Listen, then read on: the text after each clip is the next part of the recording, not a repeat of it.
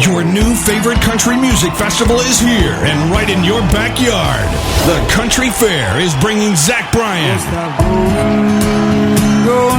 John Pardi, Chris Young, and more to the fairgrounds at Chesterfield Amphitheater. May 19th through the 21st, 2022. Grab your friends and slide on your cowboy boots for a 3-day festival experience. Packed with country music's hottest stars, some of St. Louis's most popular eats and drinks, a free carnival with all your favorite rides upon festival entry, an authentic honky-tonk with live music, dancing, mechanical bull riding, and so much more. Kids under 12 free.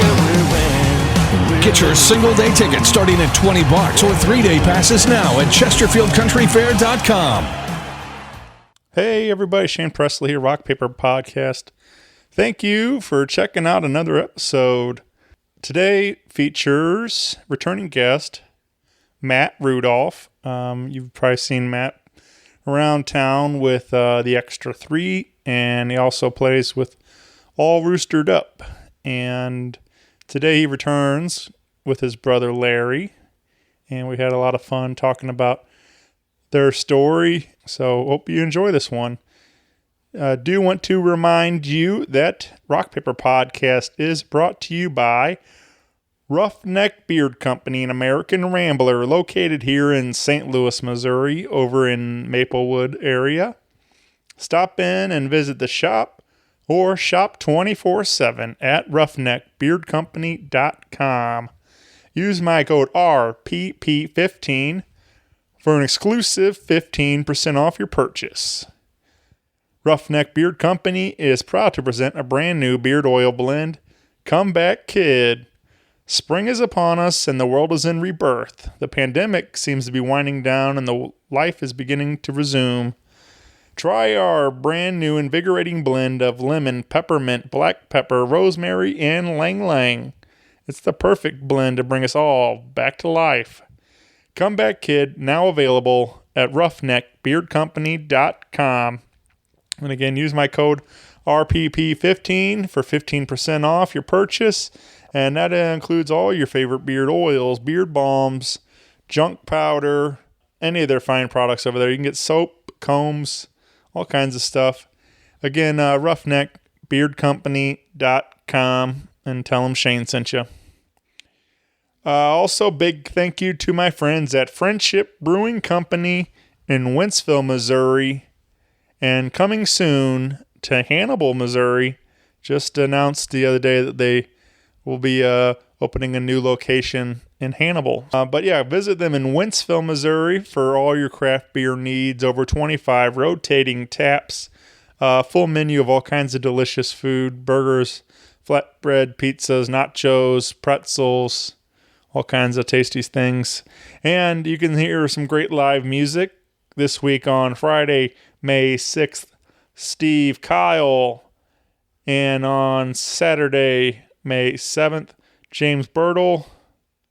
And on Sunday, May 8th, Mother's Day, First Things First. Be out there. So you can find all this information, the full menu, their beer menu, and their concert calendar, all at friendshipbrewingcompany.com.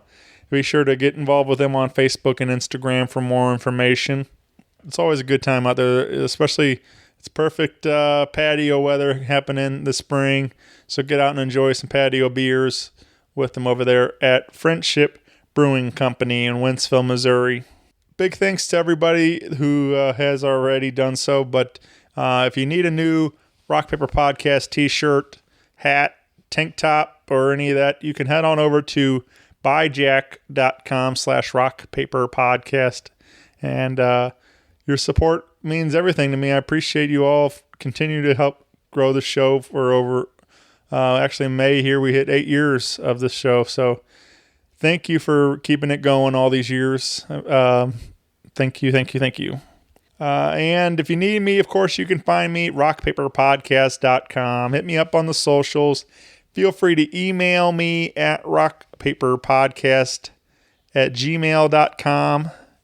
And with all that out of the way, sit back, relax, and enjoy a brand new episode with my friends, Matt and Larry Rudolf. A podcast is kind of like it's like a radio show that's not on the radio. It's on the internet. Does that make sense? Uh-huh. Yeah. That's also like my mom. It makes it sound more confusing, doesn't it? It sounds like this. Hi, this is Matt Rudolf. This is his brother, Larry Rudolf. And you are listening to Rock Paper Podcast. Rock Paper Podcast. Scissors beat paper, paper covers rock. Rock beats scissors, Shane covers non-stop. Never know what new kind of guest that he's got coming at you. Live and direct on the spot. Could be rock, folk, country, or hip-hop, jazz. All kind of folks that he has. Could be an artist or a comedian to make you laugh on the Rock Paper Podcast. Double-decker fudge round, rolling round town. Shane coming at you live and direct from ground zero. He's your hero, he's your bestie. Rock Paper Podcast with Shane Presley.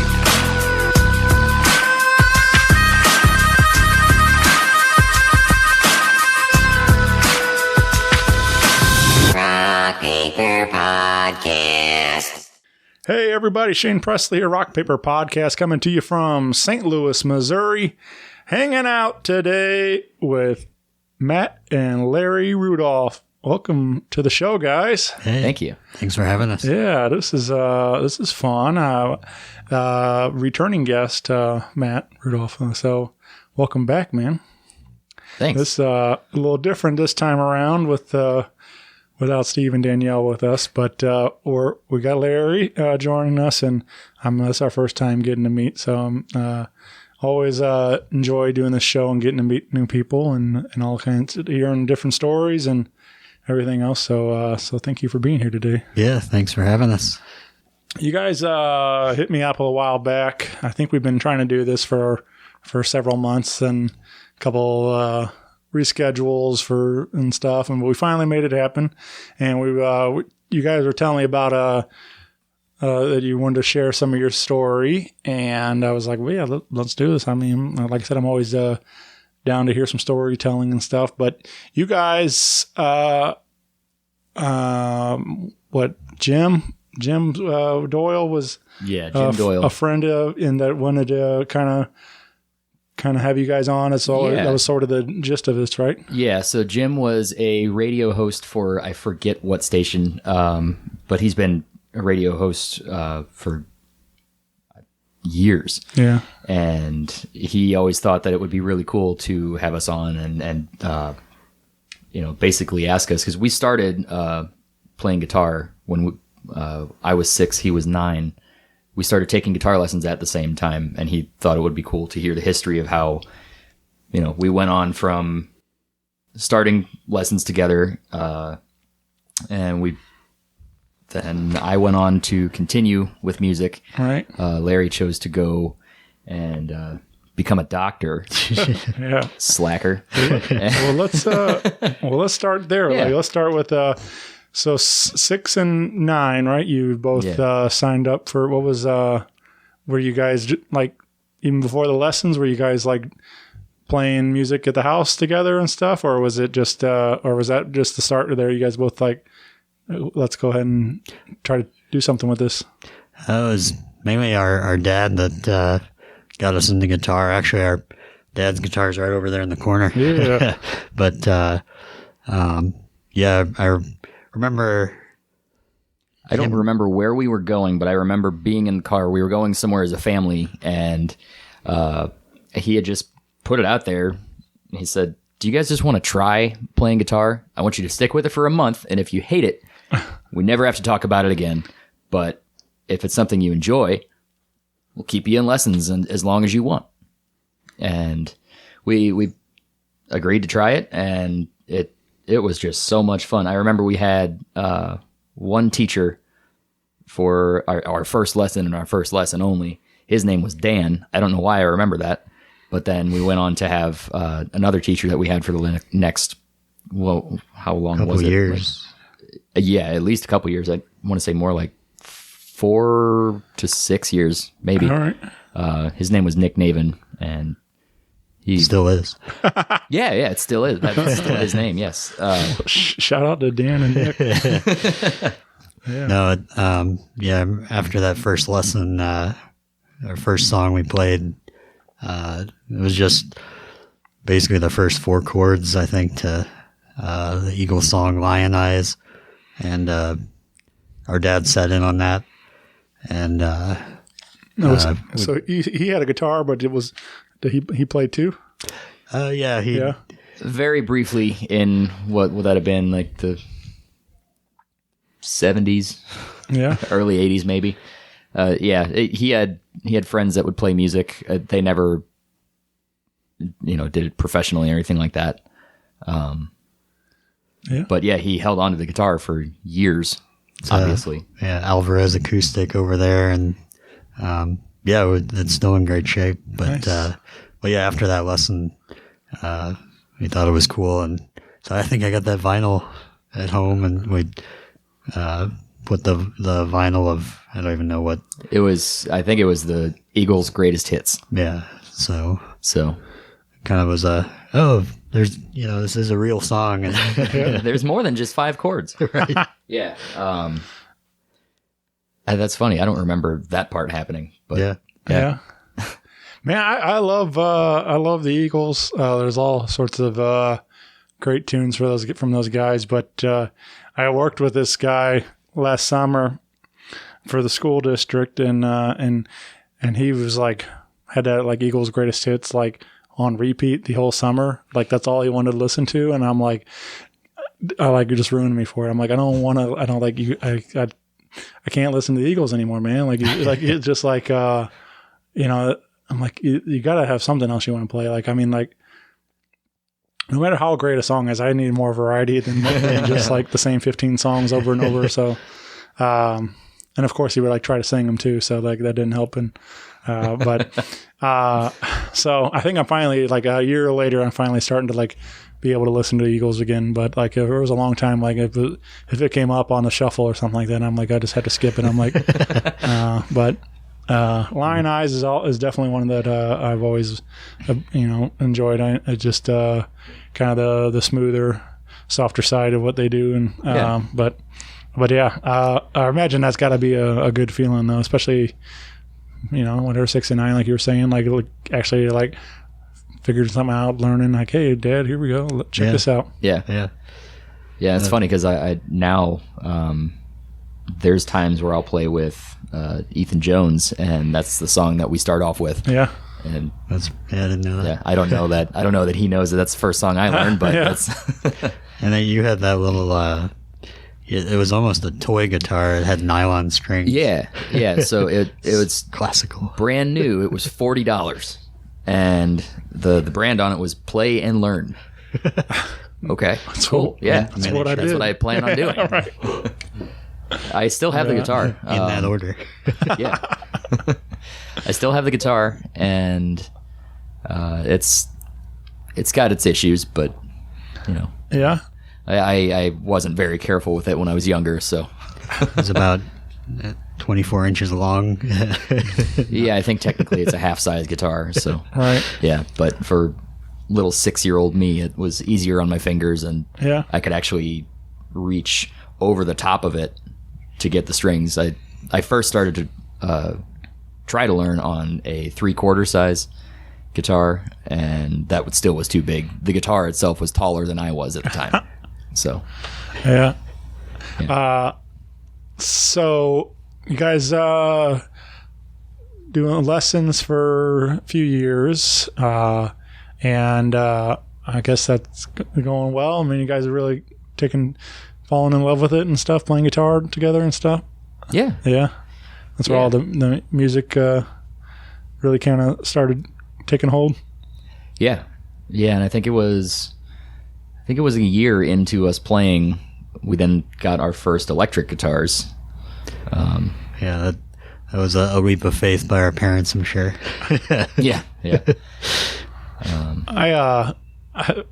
So my buddy Matt Bosler, he was recently shared some of his story about like getting into guitar, and his brother his older brother Bryan was the lead player, and I guess when they wanted to start a band, like, well, they needed a bass player, so Matt's the little brother picked up playing bass, and he's like, so he says bass guitar is the little brother to the lead guitar and stuff, and I always kind of made me laugh, but like, so I was just I was wondering about like if there was ever that dynamic, like, you guys both playing guitar and stuff, if there was always any talk about the little brother playing bass or something else or in the band or something like that kind of thing. No, there was never any talk of like playing bass guitar versus the regular 6-string, but I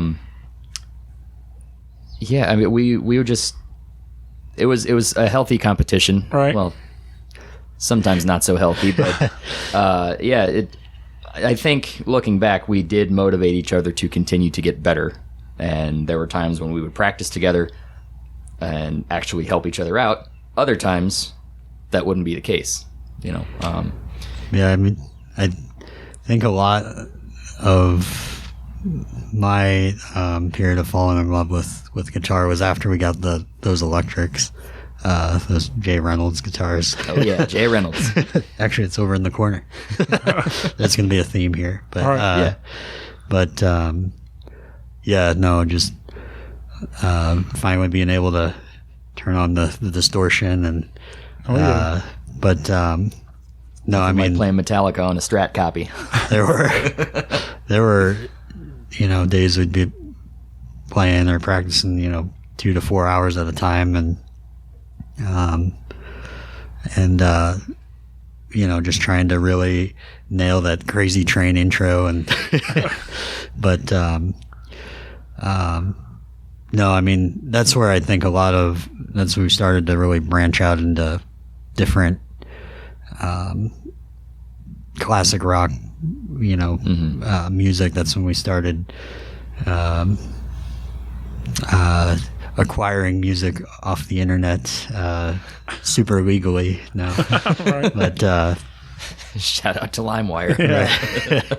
But no, that just kind of opened up a new avenue into different styles, different bands, but also and for the record, we do both pay for music now, so oh yeah. Right. That was the Wild West of the internet. Yeah. But no, that was probably I think that was the time I was slightly better than Matt. No. Yeah, no, that was the case for a long time. All right. For a very long time.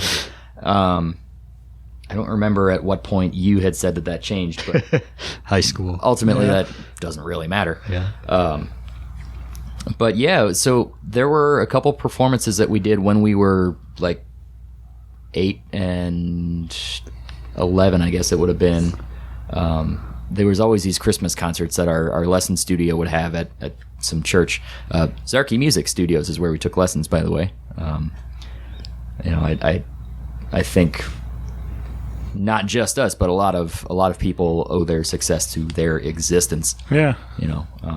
I know a lot of other local musicians in town that have either worked there or took lessons there. So it was they had a good thing going.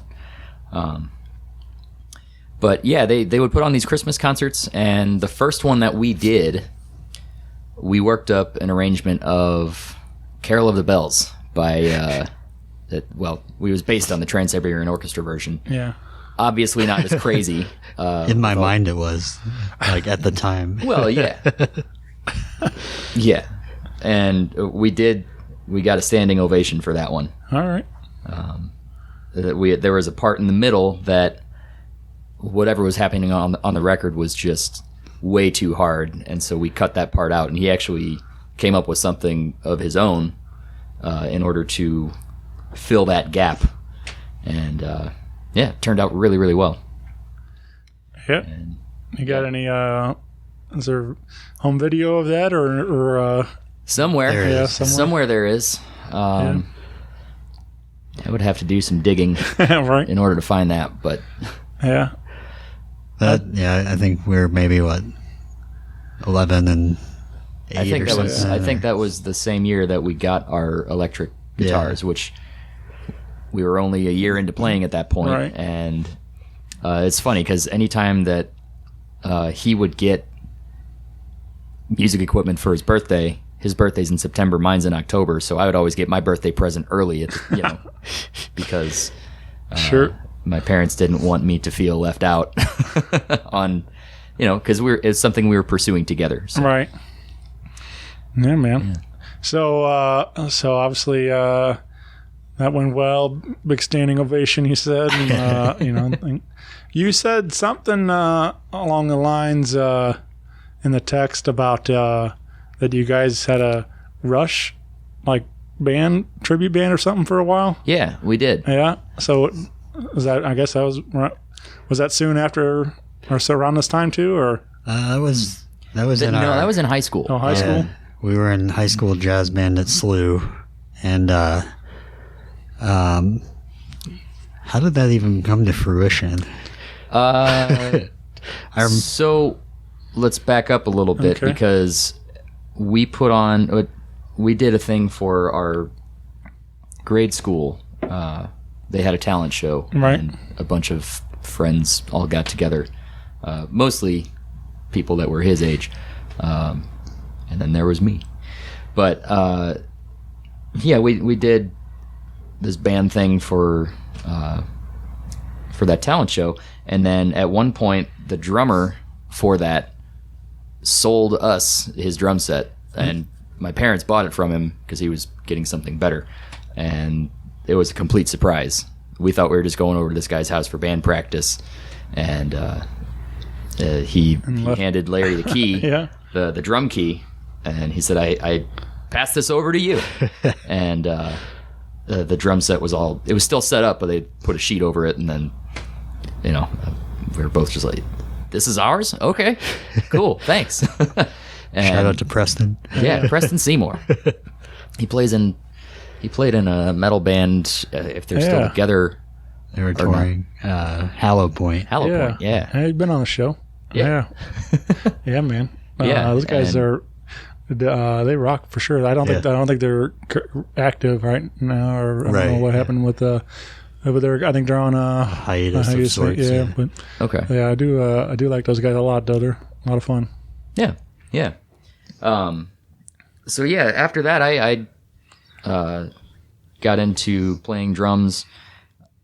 I was just learning by ear, just putting on AC/DC and practicing keeping a beat, and everything's slightly different speeds. It's all the same drum beat with AC/DC, but it's 4/4, right? Yeah.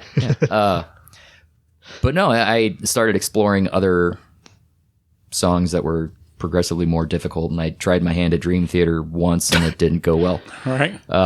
AC/DC to Dream Theater. Right, yeah. Natural progression. But then I had tried my hand at some Rush songs, and one of them that I started playing a lot was YYZ. And you had mentioned that to your friend, or our friend, Patrick Mulligan.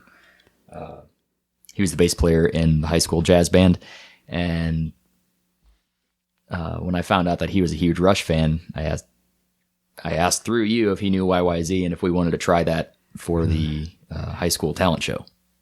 And so that's where that all started. We did the one song, and then we would just get together and learn all kinds of stuff. He was an incredible bass player. Yeah. Still is. I remember when we were practicing during our free period at SLU, I guess we were good enough that when they were giving tours to incoming students, they would always stop in and listen to us play, muddling through YYZ trying to nail it for the talent show. But that one also got a pretty good ovation. But so I guess it was after you had started drumming that I was wondering how we pulled that together because we got through YYZ first, and then we're like, hey, I think we could think Let's learn some other ones. Yeah, I think we could take over this Rush thing. That was another, huge influence from our dad, though. I remember another time he put on 2112, kind of almost ceremoniously while we were learning guitar. Mm-hmm. And it was, I remember one time specifically when we were helping him to refinish our basement at their house, and he put on 2112 and he started singing along very loudly. Yeah. With that opening part of 2112 where Geddy Lee's hitting all those crazy high notes, and the notes were there, but that vocal tone was not. And I thought that was just the funniest thing hearing him do that. Yeah. But yeah. My dad kind of got me into music in a similar kind of way. Like, early when I have memories of like a lot of ZZ Top, Skinner, Allman Brothers being played around the house a lot. Mm-hmm. A lot of and like when we go on like our family camping trips and stuff, there'll always be like those kind of greatest hits playing and stuff, and then also Dad was like big into like Conway Twitty, and it's like kind of like more of a classic country stuff too, and Mm-hmm. And then but musically, like we would every now and then we like I remember we had a piano at our house, and who knows when it was ever last tuned or anything, but Dad would always walk by it every now and then and just be like, like that's all he knew how to play was the opening to Bob Seger's Old Time Rock and Roll, and so it always made me laugh that was like just that's the only part he knew. Was like, and that's all you needed. Yeah, yeah. And we kind of had a family band thing we did for a while, like not never outside the house. It was just in our like Sunday afternoons. We'd be hanging out, me, him, and my brother, and he'd start kind of noodling around on guitar. He played a little bit electric guitar, but mostly harmonica was like the one that like where he like shined, like, and he played out with like a couple of like blues and bluegrass bands and different stuff. Like just kind of never really like was a permanent member of the band, but just kind of jammed with different players. And but we would start like singing along and stuff to these songs, and I remember like I have vivid memories of like me and my brother doing like Ozark Mountain Daredevils, like like the I've been standing on a rock just waiting for my seeds to grow. So, yeah. And of course, at the time, I have no idea what they're talking about, but now I'm wondering what those seeds might have been. But yeah, it was fun, man. Especially like at that age, like as you're finding out who you are, and as a young man and everything, and kind of like as music starts like kind of shaping you, everything, and it's really really fun. It's exciting times, and I wish I played more, like it actually pursued it, but I've always just been a giant fan, and I'm sure like you guys like deep diving in through those Rush records and everything else, like you just at that point you're like just trying to learn as much as you can, as fast as you can, like oh, have you heard this? Have you heard whatever, like just soaking it all up, man. And so like I just remember those times there was a lot of really exciting things with music for me then too. So Definitely. Sure. Yeah. And I think, how old were you at your first concert? 7? Oh no, I wasn't that young. Was it? I was 10. yeah. Yeah. What was that show? Sammy Hagar. Hey, all right. Yeah, we went together. So. Not exactly the environment for a 10-year-old, but hey, it's Yeah. Seeing him do that, put on that show, Sure. and my 10-year-old brain was like, "That's what I want to do." Yeah. And looking back, I don't know if that's a good thing or a bad thing, but no, so that definitely sparked the love of just going to concerts, Right. And that was when I was in 4th grade. And then the next year, one of our friends and I and our mom and this other kid's mom went up to Chicago to see Dream Theater. And that one was another just crazy experience. Yeah, my friend Matt and I, this was in our, because he was playing guitar as well, and in that band we were, playing with the talent show in grade school, and that was in kind of our deep dive of like rock. metal and prog rock, and staying up all night and just listening to all these crazy solos from John Petrucci and Joe Satriani. Yeah, Steve Vai, just all the virtuoso stuff. So, but that we were really into that at that point. Still are, but we're actually going to see Joe Satriani in October when he comes through. But yeah, but yeah, we went to see Dream Theater live. Was it like Vi was Satriani's guitar teacher or something? Other way around. Joe Satriani taught Steve Vai. Yeah, that's right. Yeah. So yeah, that's pretty wild to think about. That, yeah. I knew there was a connection. I had it backwards, but I don't know. Those that'd be fun to go see him together. Yeah. I'm looking forward to it. Yeah. We've seen Steve Vai, like front row, basically. That was back in... it wasn't basically front row. It was front row. It was 2013. I was a freshman in college.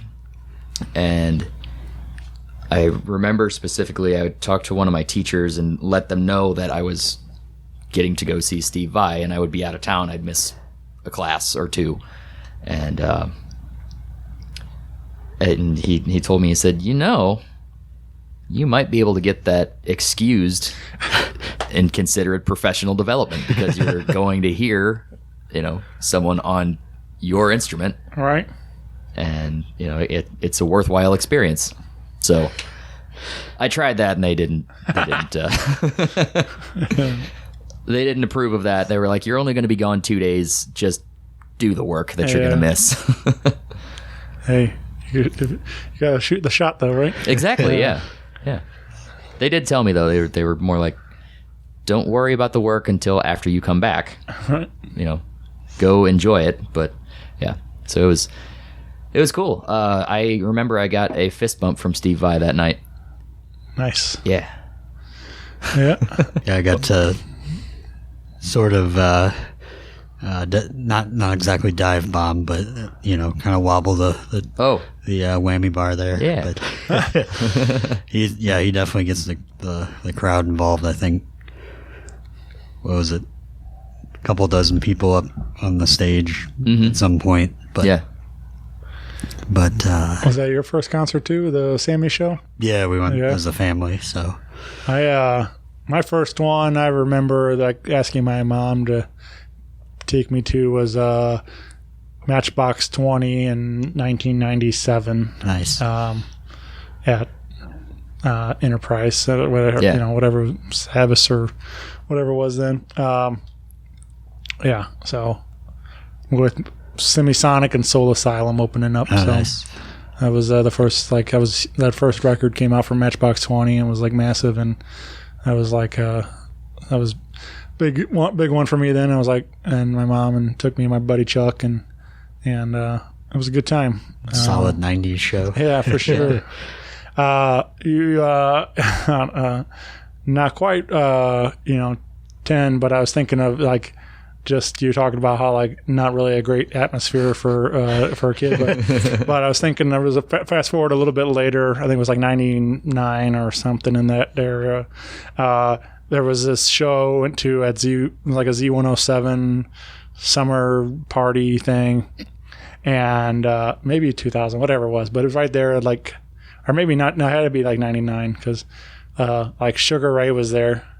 and they Fly was like, you know, the huge hit in around that 97 or whatever, 98. But I remember specifically that song that they were playing, and like there was this guy in the lawn, like had a joint hanging out of his mouth, and he's like singing along, and he's got his arms out, and he's like, I just want to fly, and I'm like, I don't know, for whatever reason that's like burned into my brain, this guy singing this song, and like, and that sticks with me still all these years later. I will say, at one point during the Sammy Hagar show, I turned around and we were in the seats at Riverport, and I turned around and like the entire lawn was just nothing but, you know, glowing cloud of smoke. Yeah. It was just glowing orange because of, you know, everyone's with their joints and their cigarettes, but yeah, man. Yeah. It was funny. Every once in a while I'd be like, Mom, what's that smell?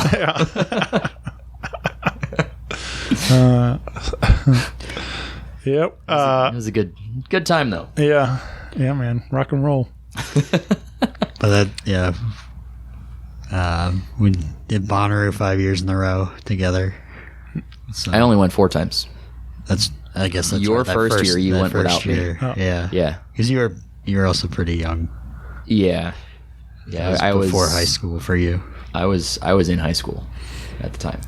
Yeah. So, but yeah, I was 17 when I went to my first Bonnaroo, and the selling point on going to that one was the fact that Fish was headlining it. One of my friends in high school introduced me to. I remember it was right before a chemistry exam, and he asked me if I'd ever listened to Fish, and he was like, check out their album, Billy Breathes. Everything on there is just super chill, and it's amazing. And so I listened to that album after I had heard their song Stash, that was the one that did it for me. I heard that song, and I was like, I got to check these guys out more. And then getting to actually see them live after listening to a bunch of their live recordings, it was amazing. I've seen them now probably over 20 times. Yeah. And each time, every time except the first time, my mom has gone with me. All right. Yeah. Because that same year that they played Bonnaroo, they had a show in St. Louis, and we would listen to Fish on Friday afternoons on the way home from when she would come pick me up from high school my freshman year. And so she really liked the music too. So I said, when they're coming to town, we're going. Nice. And so it's been a thing that we've been doing together for a long time. Not just Fish concerts either. Right. And let's see, it had to be I was in 7th grade, and I saw that this band called El Monstero was playing at the pageant, and tickets were only like $25 a piece. And I said it was a Pink Floyd cover band, for those of you that don't know. And I've gone every year, usually more than once each year, to go see them. I think that might have been the last time maybe one of the last times I saw you out there and stuff too. I bumped into you at that show with Mom. So yeah, that's right. Yeah. Probably not the last time, but I remember that seeing you all there. Yeah. I put that one off for a long time. I don't know, I might have even told you the story, but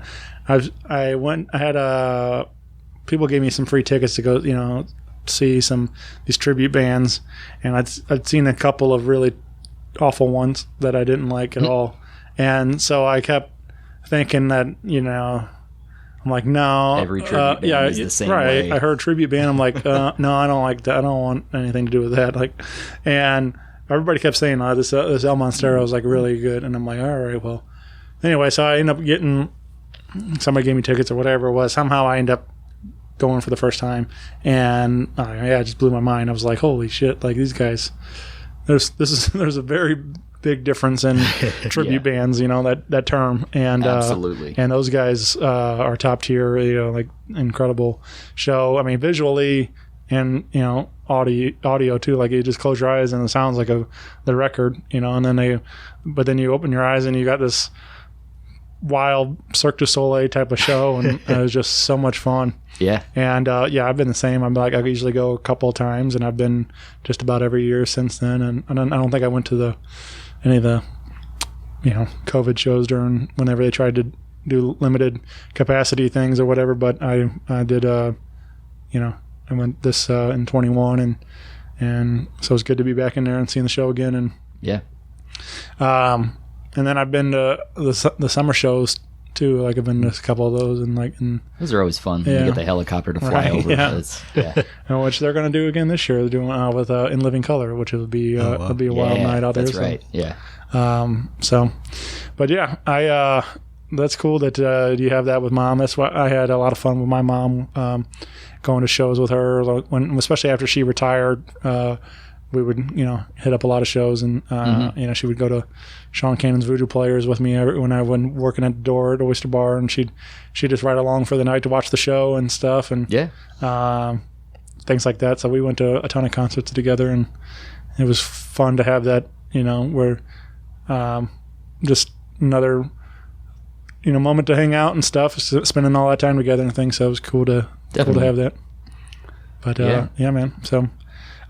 So you guys, you kind of alluded to early on that you guys spent a lot of time playing music together growing up, but there was a point where your paths started to split, right? So going to school and things. So what was that? What was that? Was there a certain moment you think of, or was it just or was it just natural, like I'm gonna put the guitar down for a little while and focus on school, or how's that? I'll let you speak on that one, because I don't. Yeah, I mean, I wasn't in your head, so. I mean, I would say, the peak of my playing would have been, with our friend Patrick playing in the Rush tribute band. Mars on the Horizon was our name, but we did a couple of summers of, benefit concerts and things, and played at the Firebird one of those summers. That was in high school. Mm-hmm. I still have the $20 bill that we got from the venue. That was my first paid gig. Yeah, man. But no, I mean, I think that's when Matt, I think that's when you really took off just musically, learning Neil Peart songs by ear. I don't think many people can say that. They weren't perfect by any means, but I don't think many people can say they've done that. And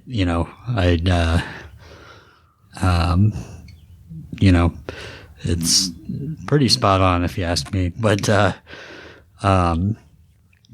yeah, I guess after graduating high school, that was kind of the point where I don't think I actively, sought to put the guitar down or anything, but went off to college, But you stopped taking lessons when you got into high school, though, right? Yeah, because it kind of transitioned into jazz band through high school. So I think that was the conversation I had with Dad, because at some point it was, I think I was still taking lessons in the freshman year of high school, but it was just getting to a point where there wasn't much time to do anything else with, we were in Boy Scouts as well, and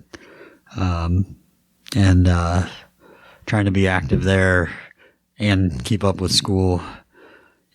For me, I wanted to kind of transition just to, I guess, toward the lessons through school, stopped taking the extra outside lessons. But after going to college, I think that was where I really kind of stopped playing as much. We would, my buddy Matt, we were roommates in college freshman year, and we'd noodle on the guitar, but definitely lost my edge there. So So you That's went. probably the diversion point. But Right. You went into studying medicine. Is that right? yeah, I was pre-med through college. Did a lot of shadowing back in St. Louis during the summers. Thought I was gonna, go into surgery, but through some of the personal experiences I had as a kid, going through multiple surgeries with cleft lip and palate, but yeah, I ended up doing well through college. Pre-med, got accepted to SLU for medical school, and then still thought I was going into surgery for a couple of years into medical school. But then I got the third year we'd rotate through these different specialties and fields of medicine. I really fell in love with the primary care side of things, so thought I was either going into pediatrics or what really got me was family medicine. I enjoyed the variety of it and getting to talk with adults and little kids. So, Right. the full spectrum and still, I think throughout all that, difficult time with studying and the busyness of things, the anchor, whether it be, through meeting my now wife, Jenny, but, or, jamming through, together with Matt or our buddies, music was really something that kept me anchored and sane, and it still does. But, we'd go to concerts. We went to Bonner those several years. It was a nice escape. Right. But, music's been the common thread throughout all that. And I still kind of like to, I always like when establishing with a new patient that comes in the clinic and they're wearing a, Rush shirt or Pink Floyd shirt, and like, all right, we're going to take at least 2 minutes to talk about that. But, no, it's, it's been definitely a journey, but, it's been really awesome to be able to come back and see, I say come back, but I've been here the whole time, but, see Matt have grown to the, through the ranks with music and being able to hop up a couple times on stage with you, and jam at the Oyster Bar or at Cafe Telegraph or wherever. But yeah, that's always fun when you get to do that. And that Steve Bauer is just super cool for letting musicians come up and play. And Yeah, that guy's all right. decent Decent person. I love Steve. He's one of the best. Yeah. But yeah, big shout out to Steve. Yeah, absolutely. In my undergrad, I got my bachelor's in music education from Webster University, and I didn't have to, but I chose to put on a concert. And I invited Steve and a couple of the other people that I had known in my music community to that point. Just people that have basically seen me throughout the entire process, because Steve was one of the managers at Zarky's when we first started there. And after that concert was done, we played Spain by Chick Corea. That's not an easy one to play. And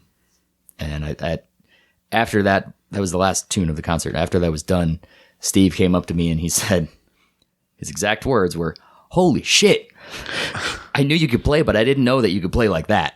Yeah. And then he said, "You're welcome to come sit in with me anytime at the Oyster Bar or any of my solo gigs where I'm playing. And so I just took him up on it. And then it turned into a regular occurrence. And he told me at one point, he said, if you're interested, if you want to do this as a duo, I'm totally down to do that. And I said, are you sure you want to do that? Because like, I don't want to take away from your pay. And he said, I'm having too much fun. I'll take the pay cut and we can just do this more. And you know, it's worth it. So that was super humbling, you know, to hear that from him. Yeah. And how old were you then? 22. So that's like when you first became a professional musician, I guess, or yeah. So, and it was crazy because that concert was in November of 2016, and then I graduated in 2017, in May of 2017, and I just took a job teaching guitar at the junior high school down in Cape Girardeau. So I was 100 miles away from St. Louis, and you know, Steve was not exactly thrilled that I was going to be leaving town after we had just started this, you know, after I committed to doing the duo stuff with him. And for a while I was teaching, it was,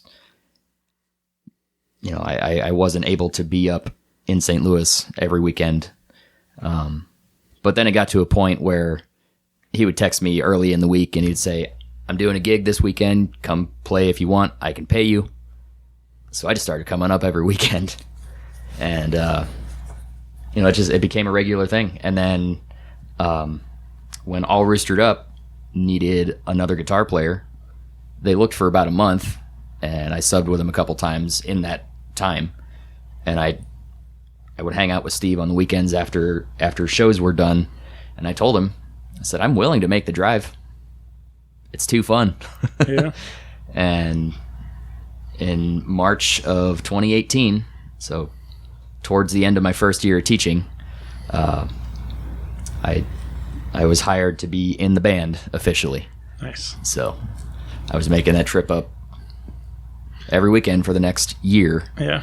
And then I left teaching in Cape to pursue grad school.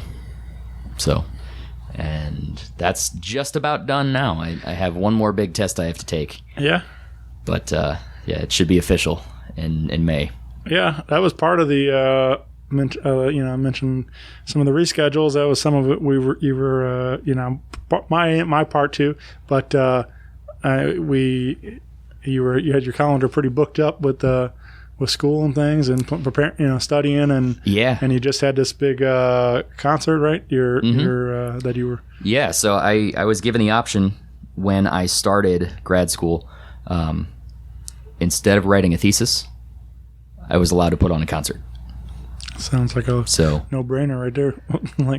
It was incredibly stressful and challenging, and I'm glad that things went the way that they did. There was talk of possibly postponing it, but when I heard that, I really stepped it up, and from that point it was like, all right, any time that I'm not actively doing something else that is needs to be done, I need to be practicing. And so and it paid off.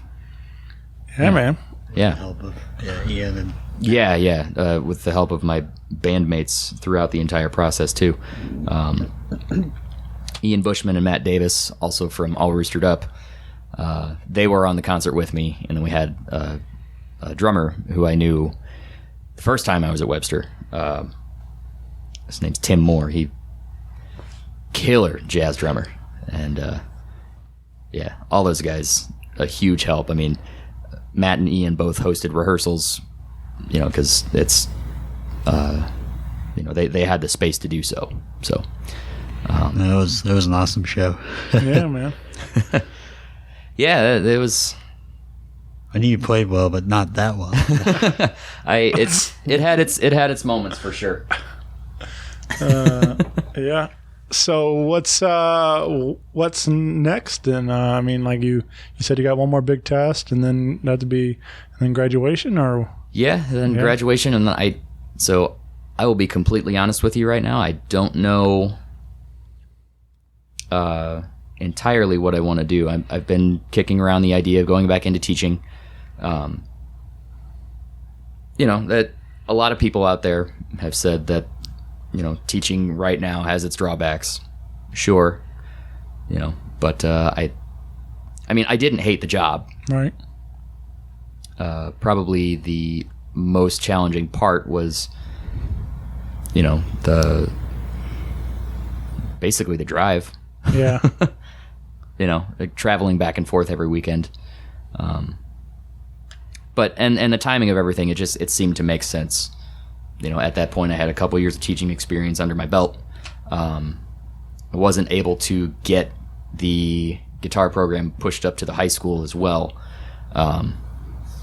So I was like, well, okay, I guess I'll let the next guy handle that. But yeah, so I'm glad that things all went the way that they did. By the way, some of the staff that I worked with at the school, some of the best people I've ever gotten to work with. So I mean, it was never any like issues between other teachers or anything like that. It was Right. it was personal life goals that Yeah. brought me back up here. And yeah. You also said something before we clicked record that yesterday you got to jump back behind the kit again? Oh, yeah, you got to dust off the drum chops again, and Yeah, we had Ron Sykes from Funky Butt Brass Band with us, and one of the best too. yeah, and Always there wearing his Rock Paper Podcast hat too, man. And he was yesterday, too. He's, yeah, I need to put that guy on the payroll or something. He's always out advertising for it. yeah, he.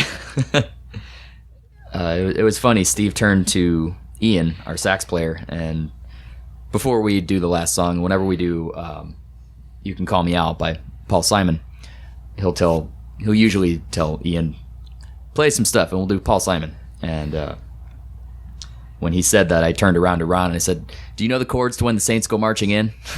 And he goes, "I think so." So I told him what they were real quick, and then I was like, "All right, we're switching spots." So he played my guitar for that little bit, and then I got behind the drum set, and my chops were not what they used to be, especially after 3 or 4 shots of Jameson. So spread out over a 3-hour period, by the way. It wasn't all back to back. Yeah, is that one of the? I mean, obviously guitar has been the big one, but have you done any drumming much since the Rush tribute days? And Not really, no. The kit is all still. It's not even set up in the basement right now. all right, When I moved back home for grad school, I basically just moved my entire apartment's worth of stuff into my parents' basement, and there's a couple pieces of furniture at other family members' houses right now. Couple dozen guitars. Yeah, there's a lot of guitars, and the collection has only grown since I've started working at Music Go Round. what's the the prize piece in there? You think The prized piece? What's the guitar that like means the most to you? You think? Or is it The one that means the most or is is it probably still the one that I've that play had. and learn? What's that? Is it still that play and learn? So I do want to hang on to that one for, obviously sentimental reasons, Yeah. being the first guitar.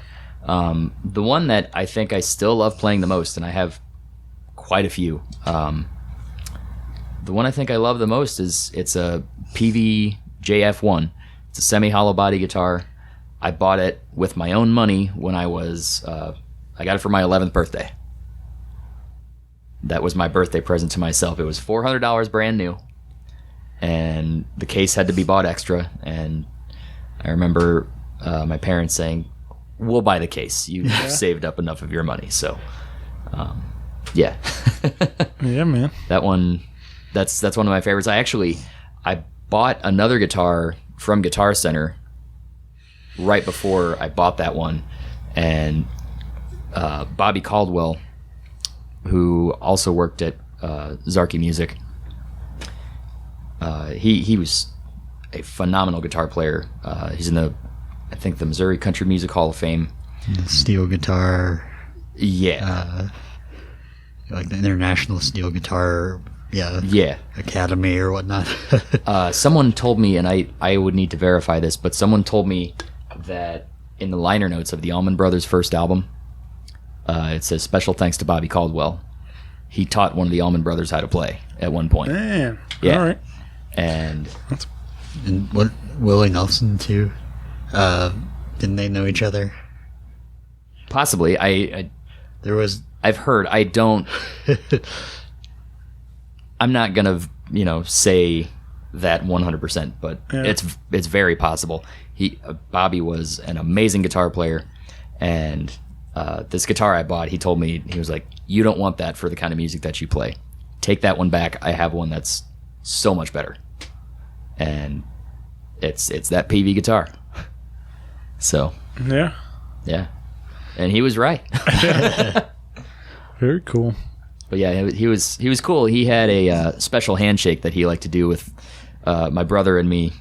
I think we were a couple of his favorite students that he would see every week.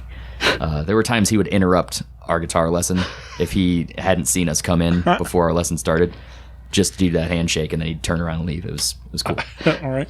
Yeah. See you walking up and. Yeah, there were times. Oh, he loved to mess with us too. There were times when he would jump out from behind the counter and change the open sign to closed, and then lock the door as we were walking up. Yeah, and that continued into after you stopped taking lessons. And there were a couple times he got me because it happened before I noticed that he was doing it. And then I got up to the door, I saw it said closed, and I turned around and walked away. And I think there was one time he didn't stop me. So that counted as a no-show on my lesson. Oops. Got him.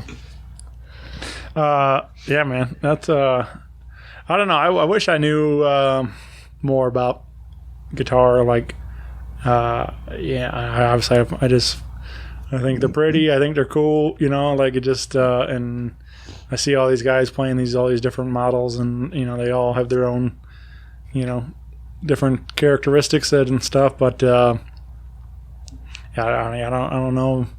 I don't know much about that world. But it's I do find them all interesting. Like I just love enjoying watching them all play, and everybody's got their own taste and their own weight styles and stuff, and like it's just it's really cool as a fan, like to watch like all these different people play literally the same instrument, but make find their own path with it, and then there was I was talking about the other night about how you got these guys like along the way, your Hendrix, your Eddie Van Halen, or these guys that like change the way we know the instrument to be played, and like all of a sudden like make it a whole new thing. Like they just totally reinvented the way the guitar is played now.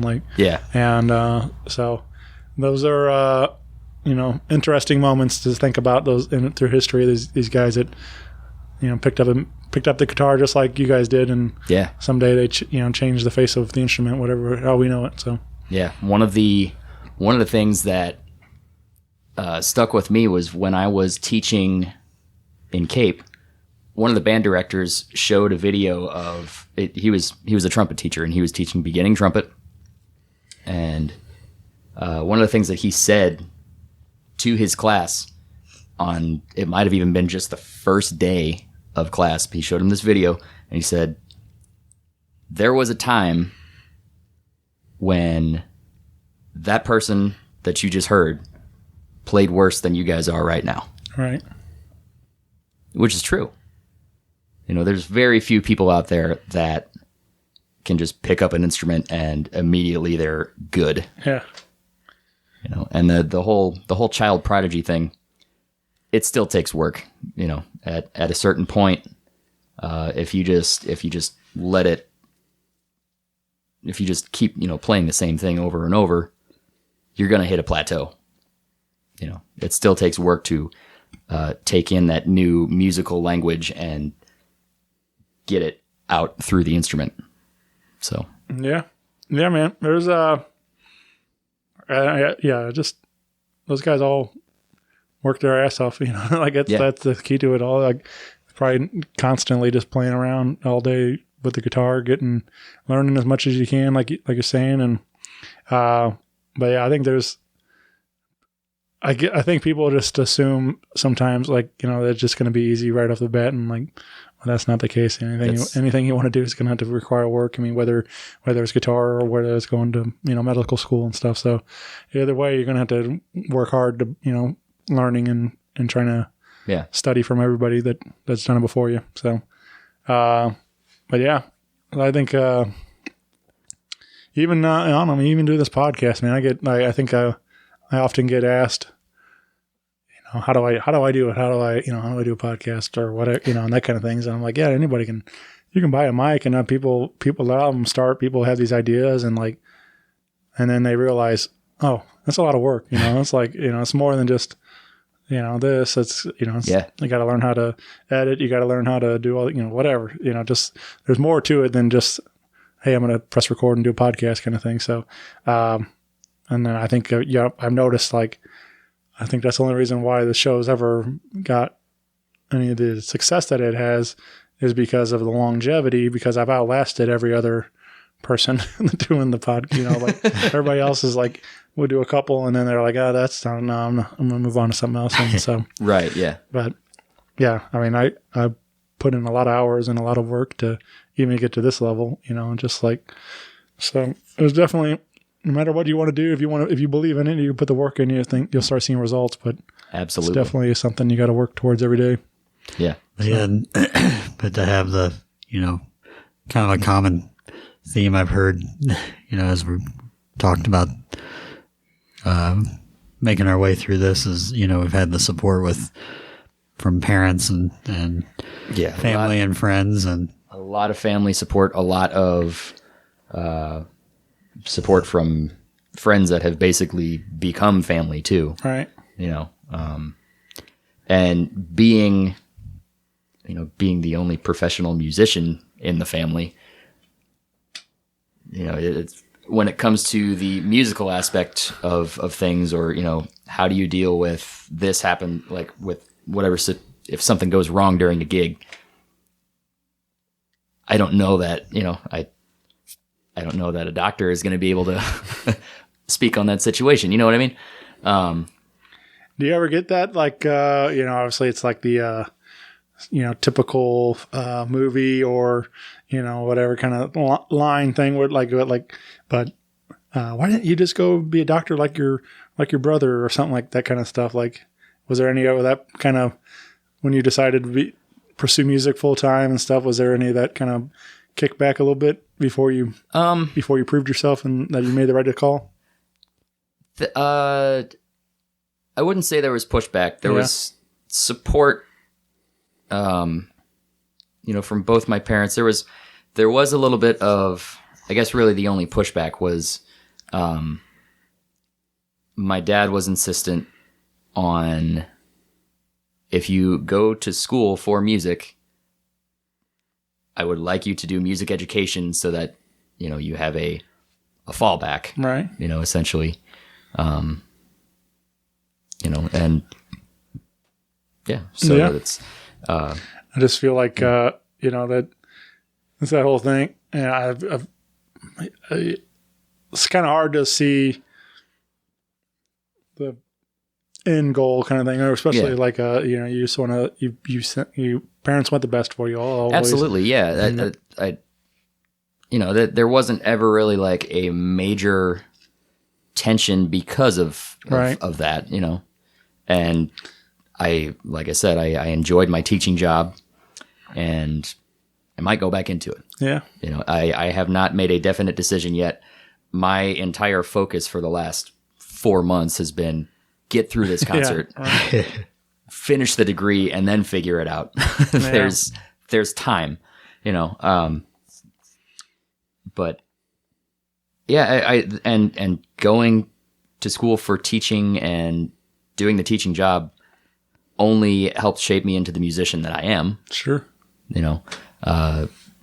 Getting to teach a class where you have a guitar in your hands for 7 hours a day, even if you're just strumming basic chords and helping kids think through this, it opens up some things about the instrument that you otherwise wouldn't have even thought of. Mm-hmm. So, no, I don't regret any of the professional decisions that I've made. So, yeah. Has it always been? It's always since that Sammy Hagar show and stuff. That was always music's what I want to do. It was never. Yeah. It was never. I want to do something else. Like I never had that dream as a boy. Not really. No. It's always I want to do that. Yeah. Yeah. So. Other things had caught my interest while I was in school. I really liked my science classes, but. I never thought beyond like science class. I want to be a chemist or something like that. Mm-hmm. I kind of always knew that I wanted to have music as my job, right? Because I loved it so much. Yeah. I don't know, man. I'm still trying to figure out what I want to do when I grow up. So I'm aren't we all hoping one day that I find the right thing, but I kind of went through a little. I related to your story, even though I'm older than you. But like there was those same kind of things when I was that age, and there was a lot of like when I was going through high school and stuff. I believed that I wanted to maybe pursue education as being a high school teacher and doing and coaching basketball and football or whatever. Getting involved in that kind of thing because I had so much fun. As a student doing that stuff, like that, I thought it'd be fun to pursue that professionally and be involved. And I don't know, I quickly realized that school's not my strong suit. I'm not a great student. I don't know. So I was like, college wasn't really for me, and I did, and then I started working. But I kept like as more and more of that shift happened for me, like where music started really taking over my life, like where I'm going, just wanted to go to as many concerts as I could. Started doing the podcast, 8 years ago, and started doing that as much as I could. And I kept thinking maybe one day that this will open up the right door to where I can pursue something in music, somehow, I don't know, whether I've often thought about it'd be neat to have like my own venue and do my own concerts there and stuff, and that kind of thing. Like there's a lot of different options, even as like you're talking about being a guitar, you have your stage options, but you also could teach or do lessons or all the other things that come with it. And so you pretty much have to do that as a musician, right? Very few people make a living only playing music. Mm-hmm. They're usually teaching or working another job in addition to it. And it's whatever works for one person might not work for somebody else. Mm-hmm. Well, I think that's across the board in entertainment. Like, unless you hit the point where you're like, top tier kind of thing. But I've got buddies that do stand up and then they also act, and like I got a friend who does voiceovers for commercials and stuff from and like whatever you find these little things that help pay the bills and keep it going and stuff. But you learned how to wear a lot of different hats to keep going. So but it's all related. They're just not. You can't ever really like this one job is gonna be the one that takes care of everything until it does.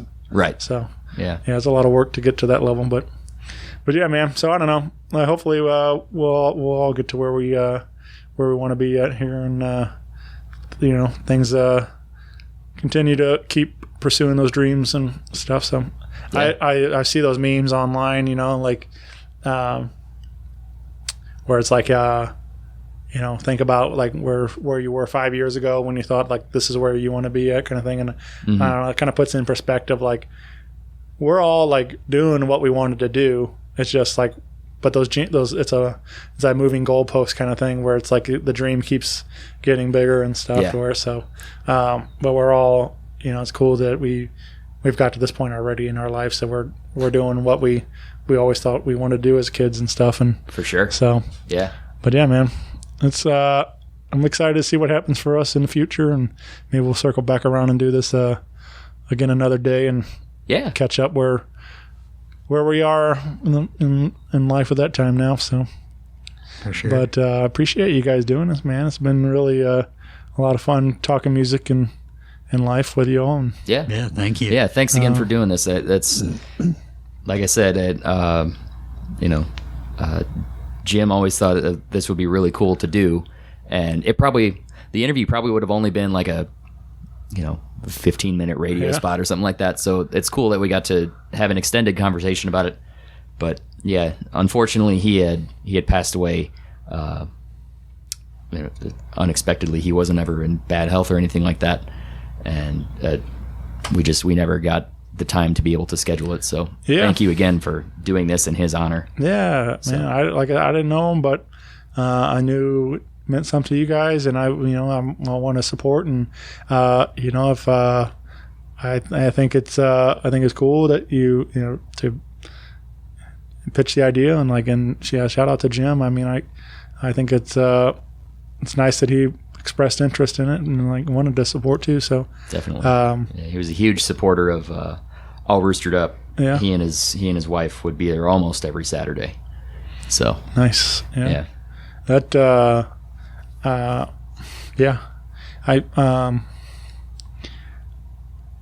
don't know. It stinks like that. Like there's a lot, like for me too, like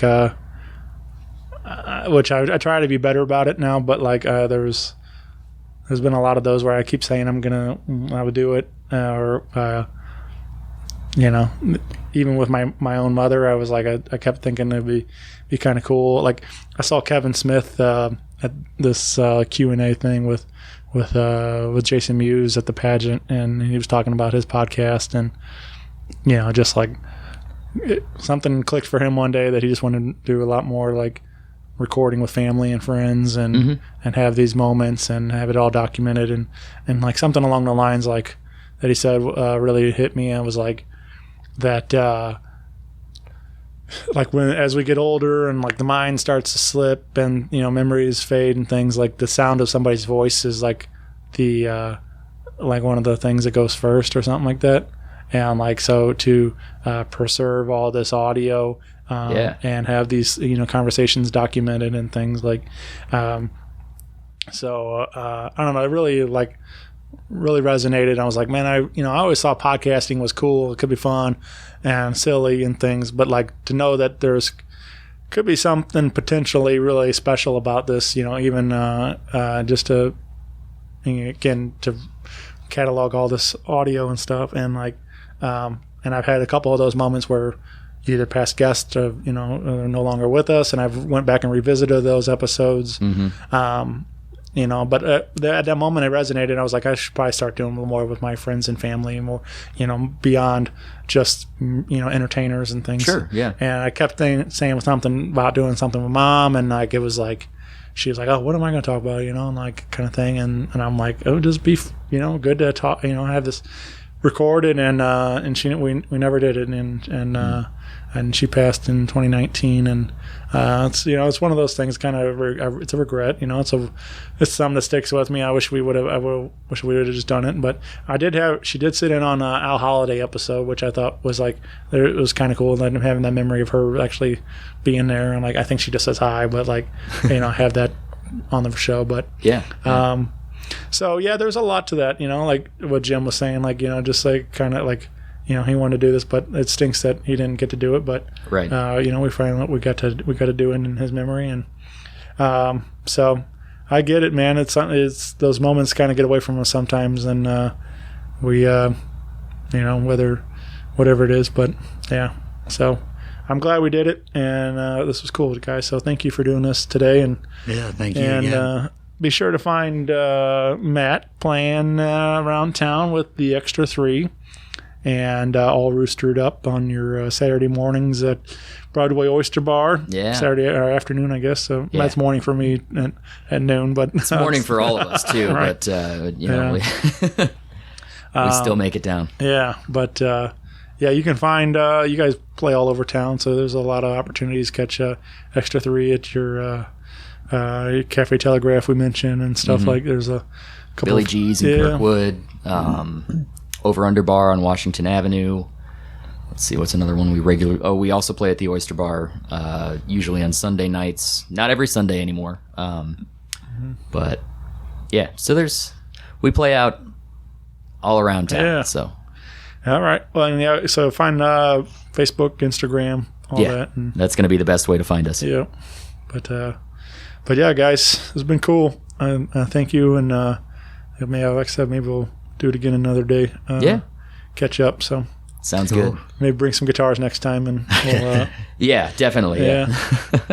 All right. Well, thanks, guys. Bye, everybody.